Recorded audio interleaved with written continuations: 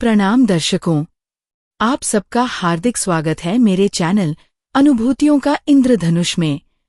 प्रस्तुत है अनुभूतियों का इंद्रधनुष का चौथा अंक। इस कहानी के सभी पात्र तथा घटनाएं काल्पनिक हैं। आज की कहानी झूठी परछाइयां हमें सिखाती है कि स्वार्थ पर आधारित रिश्ते झूठी परछाइयों के समान हैं। हमें अपनी ऊर्जा और समय उन्हीं रिश्तों पर खर्च करना चाहिए जो आपसी सम्मान और सच्चाई पर आधारित हों। प्रस्तुत कहानी झूठी परछाई या एक ऐसी लड़की नीलिमा की कहानी है जो सदा मुस्कुराती रहती थी। वह अपनी कक्षा की सबसे मेधावी छात्राओं में से एक थी, पर वह उतनी ही विनम्र तथा मितभाषी अर्थात कम बोलने वाली। कक्षा में उसकी कई सखियां थी, पर उसकी घनिष्ठ मित्र उसकी दैनंदिनी अर्थात उसकी अपनी डायरी थी, जिससे बांटती थी हर वो बात जो उसके अपने दिल में थी। एक दिन सूरज की पहली किरणों के साथ नीलिमा की आंखें खुलती हैं तो वह विद्यालय जाने के बारे में सोचकर थोड़ी उदास हो जाती है। फिर वही दिनचर्या, विद्यालय जाना, दोस्तों के साथ रहना, फिर भी अकेलापन महसूस करना। तभी उसकी माँ उसको पुकारती हैं। नीलिमा, जल्दी उठो बेटा, देर हो रही है।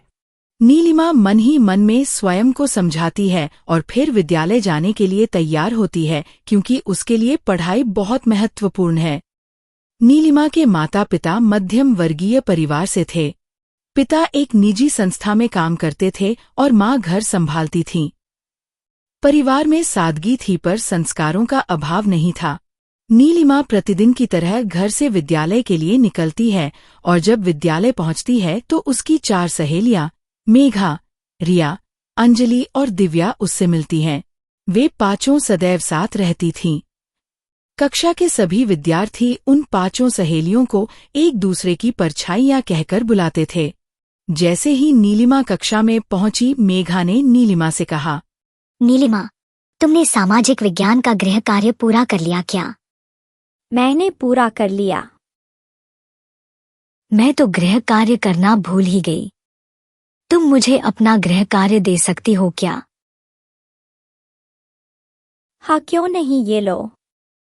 नीलिमा जानती थी कि उसकी सखियों को अक्सर उसकी सहायता की आवश्यकता तो पड़ती ही रहती है और वह कभी मना नहीं करती थी, क्योंकि उसको ना बोलना तो आता ही नहीं था। अगले दिन विज्ञान विषय के सत्र में उनके शिक्षक शर्मा जी ने घोषणा की, विद्यार्थियों, मैं आपको एक परियोजना दे रहा हूं। इस पर आप सभी समूह में काम करेंगे। जैसे ही यह घोषणा हुई, रिया ने कहा, हम 5 सखियां मिलकर एक समूह में इस परियोजना पर काम करेंगे।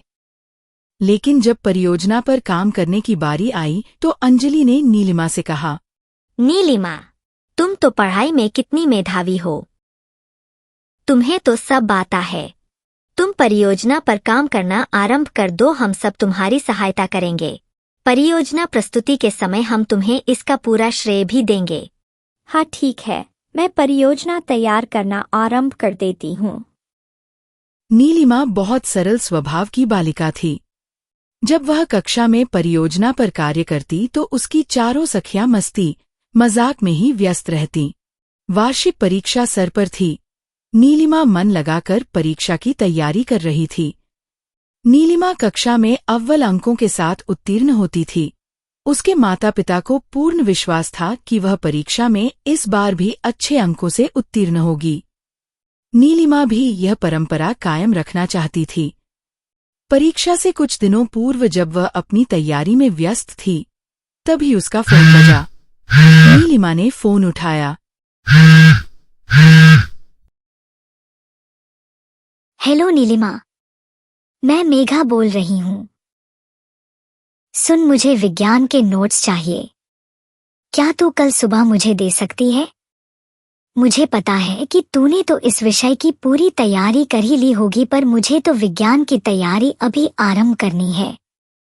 नीलिमा ने अपनी पुस्तकों की ओर देखा और सोचने लगी, मुझे भी अभी विज्ञान का एक और अध्याय तैयार करना है। यदि मैं अपने नोट्स मेघा को दे दूंगी तो मेरी अपनी तैयारी अधूरी रह जाएगी।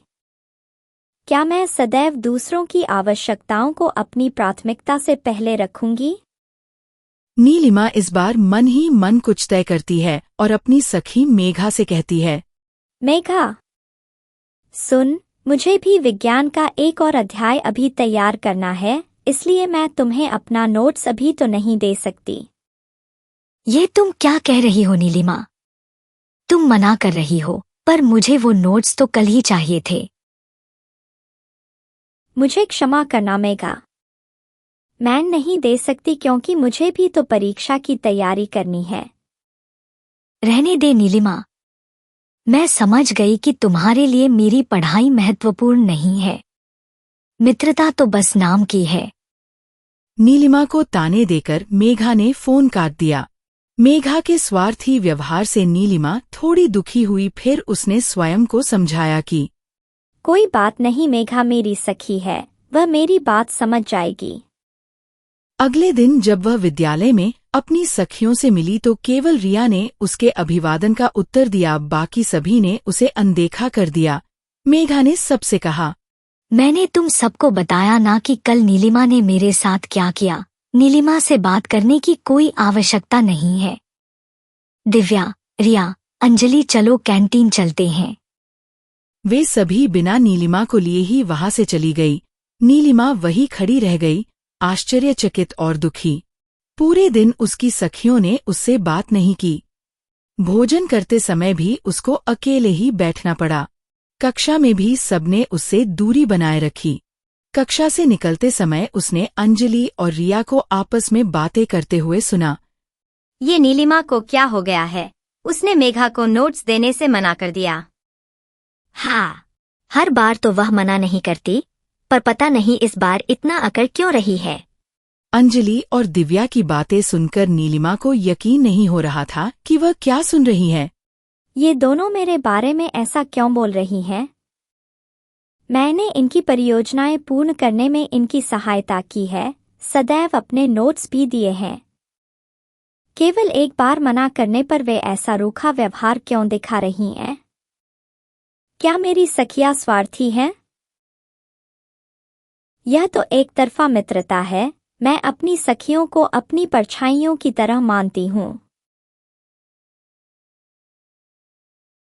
तो क्या मैं आज तक झूठी परछाइयों के पीछे भागती रही? शायद मैं ही गलत हूँ। हाँ, उनकी ही तरह मुझे भी अब अपनी प्राथमिकताओं को महत्व देना सीखना होगा। नीलिमा को अपनी सखियों की स्वार्थी सोच का एहसास हो गया था।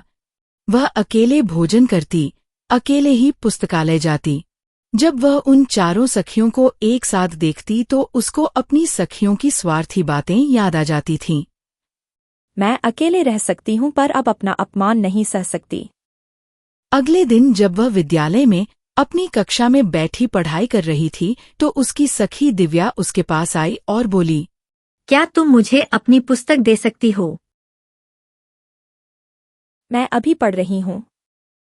मैं नहीं दे सकती। क्या कहा तुमने? तुम मुझे मना कर रही हो। पहली बार नीलिमा ने पूरे आत्मविश्वास के साथ ना कहा था। धीरे धीरे उसकी स्वार्थी सखियों ने उससे दूरी बना ली। वह अकेली हो गई। मित्रता के नाम पर बनी स्वार्थी रिश्तों की छाया जो उसके जीवन में थी, उसने उन परछाइयों से पीछा छुड़ा लिया था। वह समझ गई थी कि सच्ची मित्रता एक तरफा नहीं होती। एक दिन जब वह पुस्तकालय में बैठी पढ़ाई कर रही थी तो रिया उसके पास आई और बोली, नीलिमा, मुझे तुमसे बात करनी है। नीलिमा ने रिया की ओर देखा पर उसके चेहरे पर कोई भाव नहीं था।